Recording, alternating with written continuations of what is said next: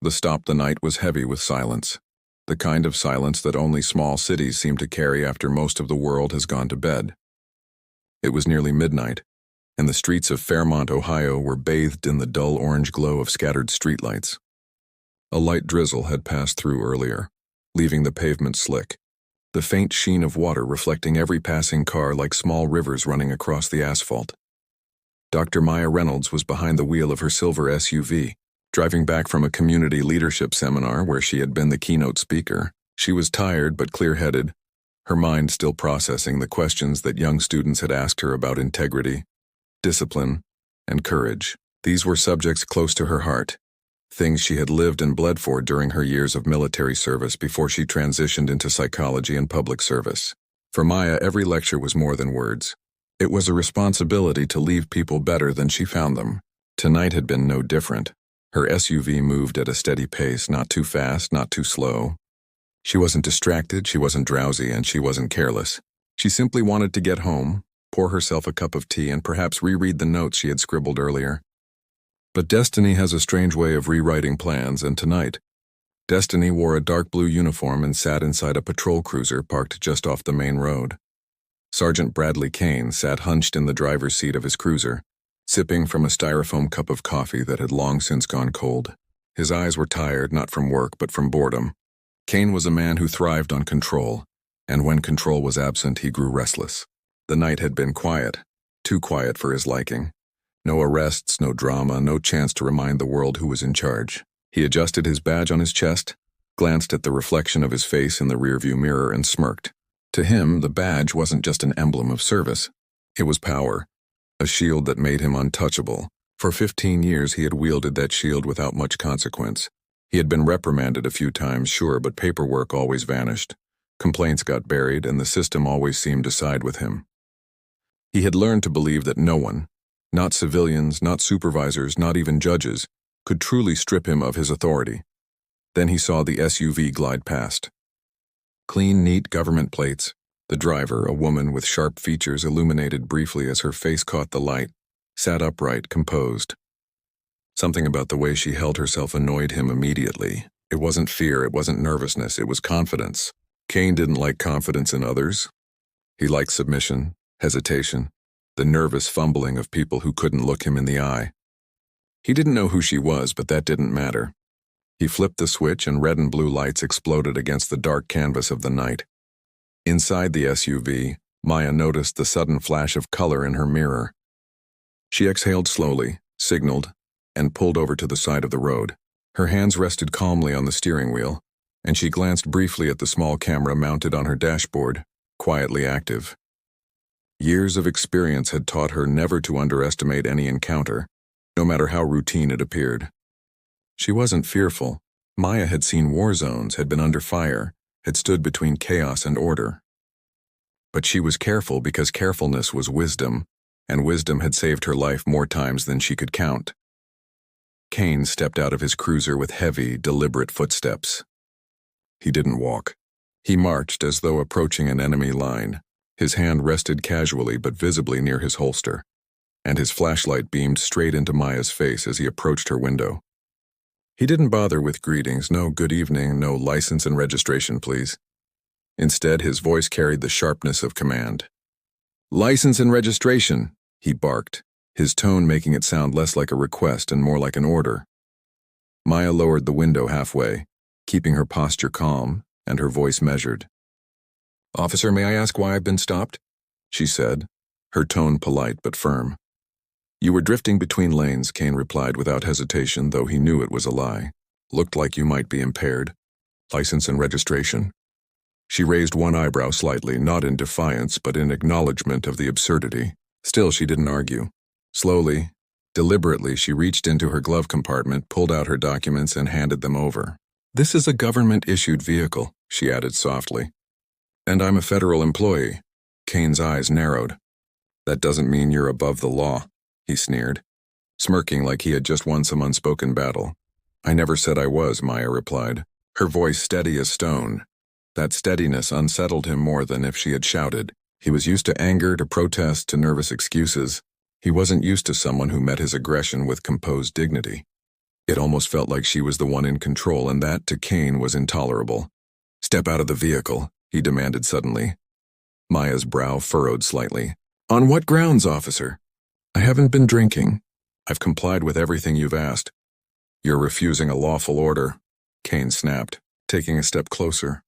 "No," Maya replied evenly. "I'm asking for clarification." The word clarification struck him like a challenge. He yanked the door open himself, ignoring the rules he should have followed, and repeated, "Step out of the car." Without missing a beat, Maya picked up her phone from the console, pressed record, and held it up clearly. "This interaction is being documented," she said, her tone calm but resonant.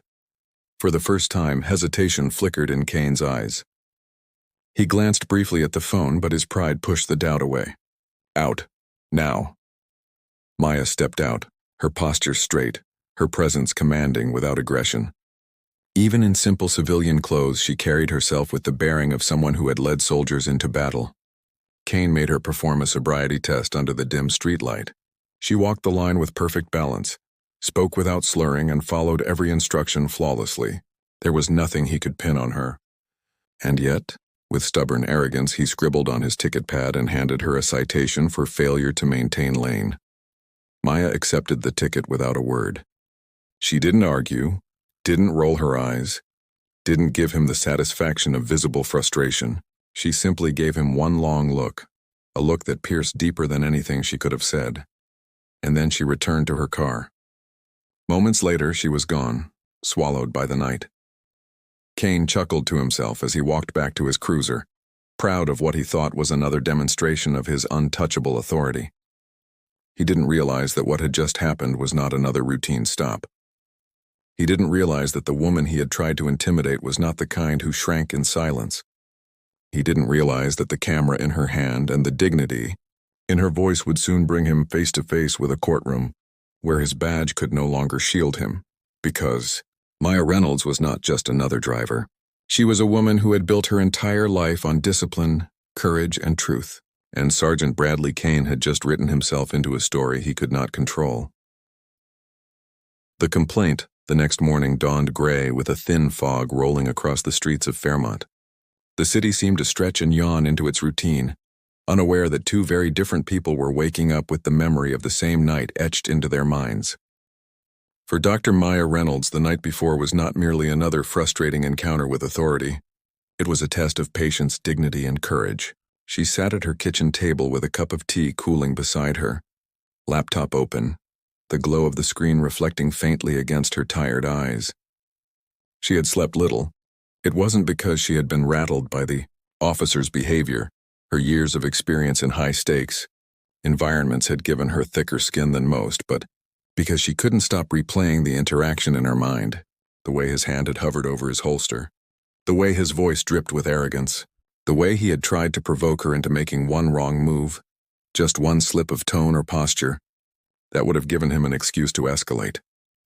Maya had mentored hundreds of young soldiers, civilians, and especially women of color throughout her career.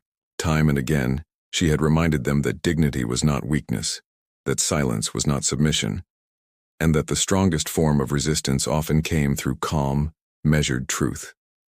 Yet even as she believed that, she knew many of them lacked the power to challenge authority safely. They complied, they swallowed their pride, they went home quietly because they feared what might happen otherwise. And as she sat in her kitchen now, the words of those young mentees came back to her. Stories of being pulled over unfairly, being spoken down to, being treated as though their existence was an inconvenience. She thought of them and she realized something important. This was not just about her. She opened a secure folder on her computer and uploaded the footage from her phone. Every second of the stop was there, every unnecessary command, every false accusation, every calm response she had given. She drafted a formal complaint addressed to the Office of Professional Standards within the Fairmont Police Department, but she did not stop there. With precision, she copied the Inspector General's office, the state's Department of Public Safety, and her legal advisor at the Veterans Advocacy Organization where she volunteered. Maya knew the system well enough to understand that complaints sometimes disappeared into silence unless they landed on multiple desks at once. This time she would not let silence bury it. Meanwhile, across town, Sergeant Bradley Kane leaned back in his chair at the precinct break room, sipping yet another cup of bitter coffee. His laughter cut through the room as he recounted the story to two younger officers. "She tried to flash her government ID like it was supposed to scare me," he said, shaking his head with a smug grin. "Told me she was some kind of federal employee. I told her flat out, doesn't mean you're above the law. Wrote her up for lane violation. Simple as that." The rookies chuckled nervously, though one of them, Officer Carla Diaz, frowned slightly. She had attended a training seminar a year earlier, where she had listened to a woman named Dr. Maya Reynolds speak about resilience and post-trauma recovery for veterans. The memory clicked now like a puzzle piece sliding into place. She glanced at Kane and asked, "Wait, did she say her name?" Kane shrugged. "Reynolds. Maya Reynolds. Why?" Diaz's eyes widened. "Are you serious? Do you even know who she is? She's not just some federal employee. She's a decorated veteran, a psychologist who works with the Defense Department, and she's got connections higher up than you'd ever want to mess with." Kane scoffed loudly, waving her off with an arrogant chuckle. "Connections, please. I've been on this job 15 years. You know how many people with connections I've pulled over? They all back down when they realize who's in charge. This isn't Washington, D.C., kid. This is Fairmont. Out here, the badge is what matters." But the truth was, for all his bravado, there was a flicker of unease deep inside Kane that he refused to admit. Diaz's tone carried respect when she spoke about Maya, and respect was something Kane had rarely seen directed at the people he ticketed. Still, he buried that flicker beneath layers of pride. After all, he had survived worse. Supervisors had brushed off complaints before. Union reps had shielded him countless times. As far as he was concerned, nothing about this incident was going to change the rhythm of his life. Back at her home office, Maya closed the final draft of her complaint and hit send. She leaned back in her chair, exhaling slowly, not in relief but in resolve. Filing the complaint was not about revenge. It was about accountability. It was about making sure that people like Kane, who wielded authority carelessly, were reminded that they were not above the very rules they enforced. She had no desire to see him ruined, but she had every desire to see him held responsible. Later that week, an envelope marked "Internal Inquiry" landed on Kane's desk. He tore it open lazily, glancing through the formal language that requested his presence at a review hearing regarding a citizen complaint. For a moment, the words blurred before him, and then he saw the name, Dr. Maya Reynolds. His jaw tightened. The flicker of unease grew brighter, though he crushed it quickly with a muttered curse. "She really wants to play this game," he said under his breath. He crumpled the paper slightly in his fist, then smoothed it out again. But what Kane didn't know was that this was only the beginning. Maya's footage had already been shared beyond the police department. Legal advisors had it, advocacy organizations had it, and within the week, senior officials in the state's Public Safety Commission would be watching every second of his flashlight beam. Every arrogant command, every word dripping with disrespect. For Maya, the act of filing the complaint was not the end but the start of something larger. She had spent her career teaching others that courage was not about charging into battle unarmed. It was about standing steady when others tried to shake your ground. And now, as she looked at the copy of her submitted documents resting neatly in her completed folder, she knew one thing with certainty. She had just shifted the balance of power in a way Sergeant Bradley Kane was completely unprepared for. The build-up to court this weeks that followed were filled with a strange kind of quiet tension, the sort of silence that seems harmless on the surface but carries with it the faint hum of an approaching storm. For Dr. Maya Reynolds, life moved forward with its usual rhythm. Early mornings at her office, afternoons working with veterans, evenings speaking at community events. To the outside world, she appeared untouched by the late-night encounter that had led her to file a complaint. She smiled. She mentored.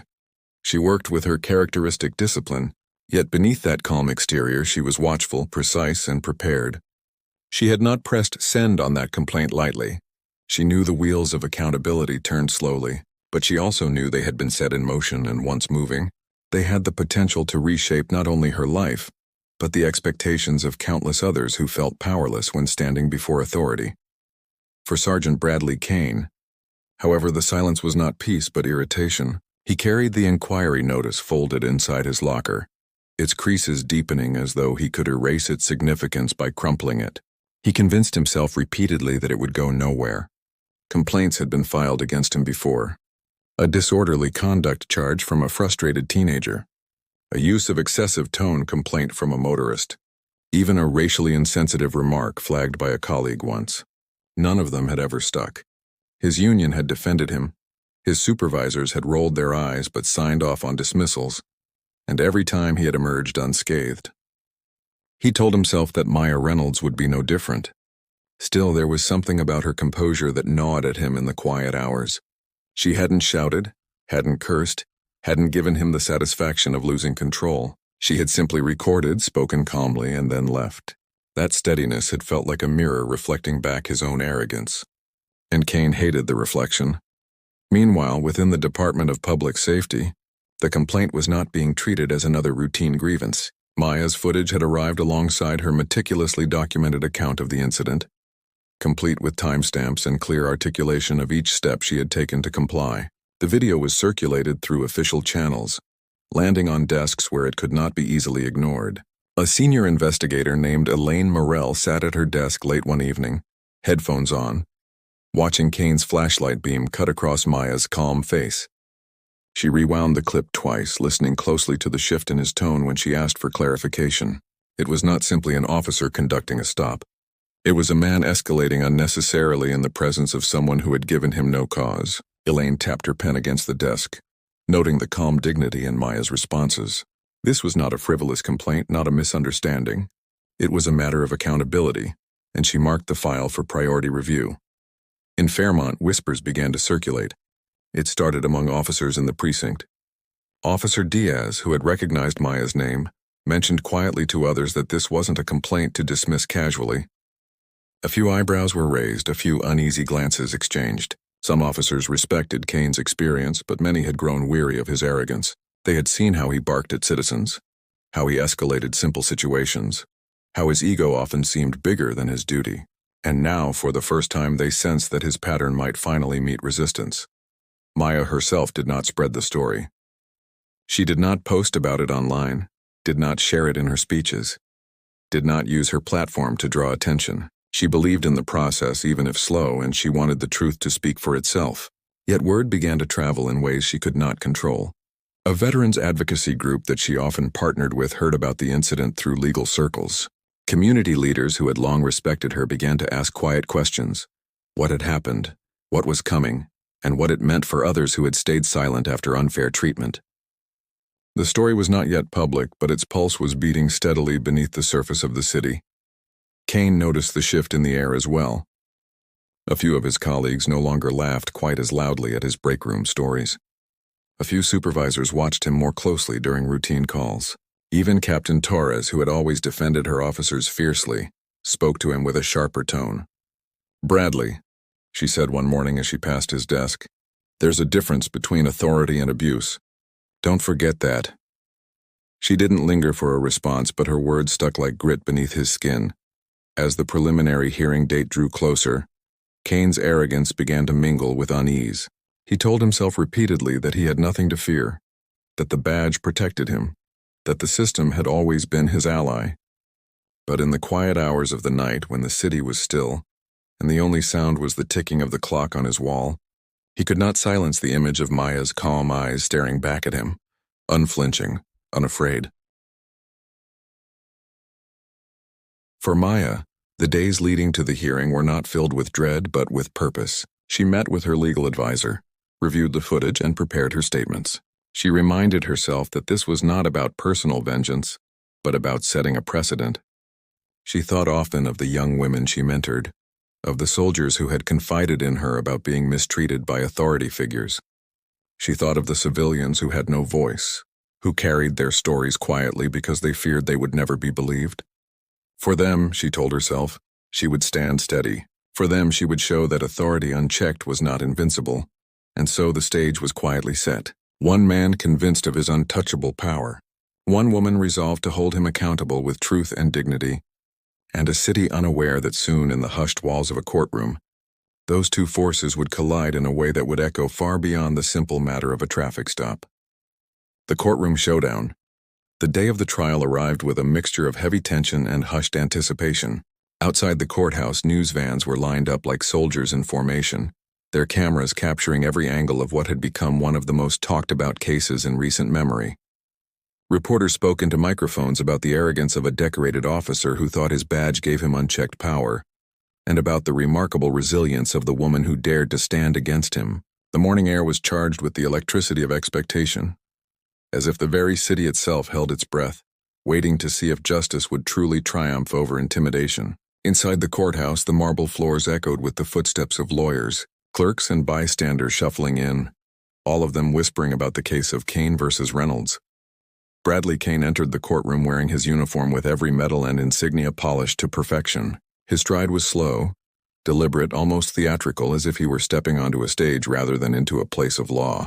He smirked at the reporters who craned their necks to catch a glimpse of him, waving slightly as though he were still adored by the public. His lawyers flanked him, well-paid and confident, whispering reassurances that he was still in control, that no jury in the world would dare convict a decorated officer.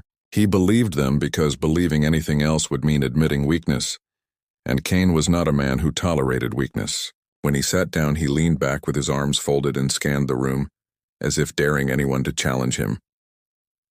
Then the door opened and Maya Reynolds stepped inside, and the entire room seemed to shift. She did not wear designer suits or flashy accessories. She wore a simple professional outfit, neat but unpretentious, the kind that reflected dignity without arrogance. She walked with calm confidence, her chin raised slightly, her eyes focused, and though the cameras outside had already painted her as a symbol of strength, in this space she was more than that.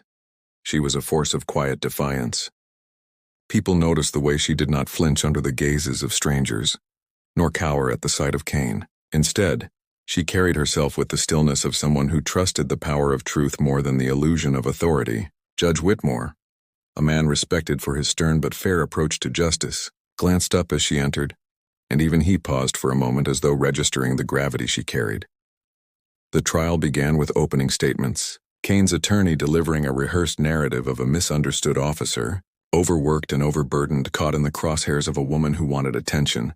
The lawyer painted Kane as a victim of political agendas, a good man smeared by an opportunist. Kane leaned back with a smug expression, as if every word spoken was proof of his untouchable status. But when Maya's turn came, her lawyer, a calm and meticulous man named Daniel Hughes, did not begin with accusations or dramatic flair. Instead, he began with a simple acknowledgement that this case was not about hatred toward law enforcement, but about accountability, integrity, and the courage to stand up against abuse of power. He gestured to Maya, who sat quietly beside him, and said, "This case is about a woman who believed in respect, even when it was not shown to her. It is about truth." The simplicity of his words carried a weight that made the room fall into silence. As the witnesses began to testify, the courtroom turned into a theater of revelations. People who had once been too afraid to speak about Kane's behavior now stepped forward, emboldened by Maya's courage. A shopkeeper recounted how Kane had used intimidation tactics to silence him years earlier. A young man spoke of being harassed for no reason other than walking in the wrong neighborhood. One by one, voices that had been stifled for years filled the air, weaving together a portrait of a man who hid behind his badge to shield his misdeeds. Kane shifted uncomfortably for the first time, his jaw tightening as the narrative he had built around himself began to crack. The arrogance in his eyes dimmed, though he tried to maintain his composure. But Maya did not look at him. She kept her focus forward, hands folded calmly, listening with quiet strength. Then came the moment everyone was waiting for. Maya herself took the stand. The courtroom grew still as she walked to the witness stand, swore her oath, and sat down. Her voice when she spoke was steady, warm, and precise. She recounted the night of the incident with clarity, never once raising her tone or losing her composure. She described how Kane had spoken to her with arrogance, how he dismissed her dignity as though it had no value, and how she had recorded everything not out of anger but out of a sense of duty, to herself and to anyone else who might one day face the same abuse. She did not embellish. She did not dramatize. She simply spoke the truth, and the truth, spoken with sincerity, carried more force than any performance could. When her lawyer played the video she had recorded, the room watched in stunned silence as Kane's own words condemned him. Every sneer, every mocking tone, every attempt to diminish her was laid bare, undeniable, unfiltered. Kane's attorney attempted to cross-examine her, trying to provoke her into anger, trying to suggest that she had staged the entire encounter to gain fame. But Maya never faltered. She answered with patience, her words sharp but calm, her composure unbreakable. "I did not ask for fame," she said at one point, looking directly at the lawyer. "I asked for respect. And when it was denied, I chose truth. Truth is not staged. It is lived." The jury, watching her, could see the difference between arrogance and integrity, between bluster and honesty. Even Judge Whitmore leaned forward slightly, his eyes narrowing at Kane's defense team, unimpressed by their attempts to twist the facts. The climax of the trial came when Maya's lawyer, in his closing statement, turned directly to the jury. "A badge is not a crown," he said firmly. "It is a responsibility. When that responsibility is abused, it does not only harm the victim, it harms every good officer who wears that badge with honor." This case is not about bringing down law enforcement. It is about lifting up the standard of justice. It is about proving that no one is above the truth. His words hung in the air like a challenge, and the jurors nodded slightly, their faces thoughtful. Kane's lawyer tried to counter with pleas about loyalty and sacrifice, but the power of Maya's testimony and the undeniable evidence outweighed every crafted argument. As the trial concluded and the jury left to deliberate, the courtroom buzzed with emotion. Kane sat stiffly, sweat beading at his temples despite his forced smirk. Maya sat quietly, her hands still folded, her breathing steady. Though she had faced the storm, she did not appear exhausted. She appeared resolute, as if she already knew that whatever the verdict, she had won something greater by standing up for truth. Hours later, when the jury filed back in and the foreperson stood, the room hushed once more. The words that followed would echo in headlines across the nation. But in that moment, before they were even spoken, everyone knew justice was about to reveal itself. The fall and the legacy. The courtroom was utterly silent as the jury foreperson stood, holding the small slip of paper that would decide not just the fate of Sergeant Bradley Kane, but also the meaning of accountability in the eyes of the community. The reporters leaned forward, pens trembling over notepads, cameras flashing like restless lightning. While the audience held its collective breath, Kane sat rigid in his seat, trying to wear the same mask of arrogance that had carried him through years of unchecked behavior. But a bead of sweat slid down his temple, betraying the fear he desperately tried to conceal. Across from him, Maya Reynolds sat still, her hands clasped gently in her lap, her face calm and resolute. She was not bracing for victory or defeat. She was bracing for truth. For her, this moment was not about personal triumph, but about whether the system she had chosen to believe in could prove worthy of that belief. The foreperson's voice rang out steady and clear. "We, the jury, find the defendant, Sergeant Bradley Kane, guilty of misconduct, abuse of authority, and falsification of official reports." A collective exhale swept through the room, followed almost instantly by a murmur that rose into a ripple of astonishment. Some gasped, some clapped quietly, while others simply wiped away tears. For the first time in decades of service, the badge had not shielded a man who thought it made him untouchable. Kane's face contorted, first with disbelief, then with rage, his fists clenching so tightly his knuckles turned white. He turned toward the judge as if appealing for rescue, but Judge Whitmore's expression was unflinching, carved with the weight of solemn justice. The judge's voice carried through the room like a gavel, striking not just wood, but the very fabric of arrogance. "Sergeant Kane, this court has seen the evidence, heard the testimony, and observed your conduct. You wore your badge not as a symbol of service, but as a weapon of intimidation. You believed yourself above accountability. Today, the jury has spoken, and this court affirms, you are not untouchable. You are responsible." His words were final, cold in their precision, yet burning with a moral weight that would echo long after the sentence was handed down. Kane's shoulders slumped slightly, his arrogance shattered, though he tried to hold on to a flicker of defiance. The truth, however, had stripped him bare. As court officers approached to escort him out, Kane's eyes darted to Maya, as if searching for some trace of fear or triumph in her gaze. But what he found instead was neither. Maya did not look at him with hatred nor with pride. She looked at him with the same calm strength she had carried from the beginning, her gaze steady, her expression resolute. In that quiet moment, the difference between them was undeniable.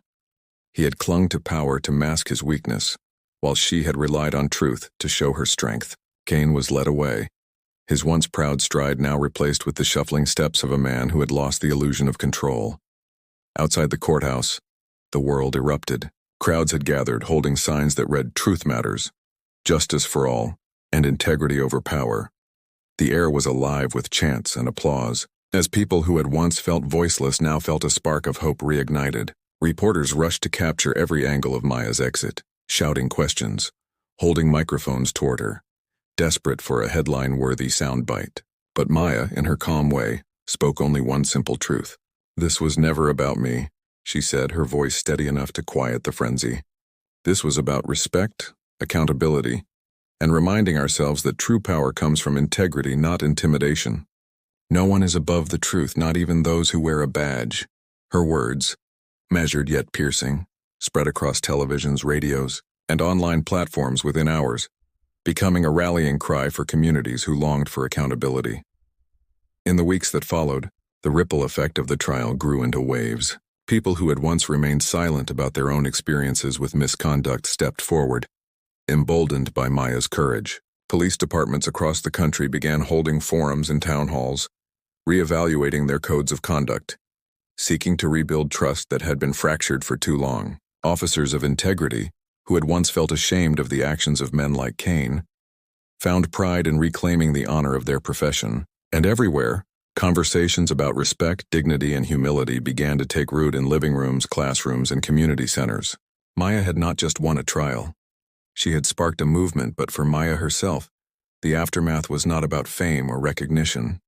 She returned to her work quietly, continuing to serve as a psychologist, helping veterans heal, guiding families through trauma, and teaching young people the value of resilience. She never sought the spotlight, yet it followed her anyway, not because she asked for it, but because she represented something greater than herself. She became a symbol of the idea that ordinary people, when armed with truth and courage, could hold even the most powerful accountable. She became a reminder that respect is not given through fear, but earned through humility. One evening, months after the verdict, she sat alone on her porch, the sun setting in brilliant hues of gold and crimson. The world had changed around her, yet she remained grounded, sipping her tea in silence. Her phone buzzed with messages of gratitude, people writing to her from across the country, thanking her for giving them the courage to speak, the strength to hope. She read some of them, smiling gently, but she knew that her journey had never been about recognition. It was about planting seeds. She understood that the seeds of integrity she had sown would grow in places she would never see, in people she would never meet. And somewhere, in a quiet prison cell, Bradley Cain sat staring at the gray walls, his once bright career reduced to shadows of memory. For the first time in his life, stripped of uniform and illusion, he was forced to face himself without the shield of power. Perhaps he would learn something from the fall, perhaps not. But the world outside had already moved forward, carrying the lesson he had unwillingly left behind. Arrogance crumbles, but integrity endures. The legacy of the trial was not written in legal documents or news headlines. It was written in the hearts of people who remembered that day, who passed on the story of the woman who refused to bow to intimidation, the woman who believed in truth. Children in classrooms began learning about her as an example of courage. Communities spoke her name when discussing resilience, and mothers whispered her story to daughters as proof that strength is not found in force but in dignity. And so Maya Reynolds became more than just a name in a courtroom. She became a symbol of the timeless truth that no badge, no title, no position makes anyone untouchable, for the greatest power of all rests in humility, respect, and integrity.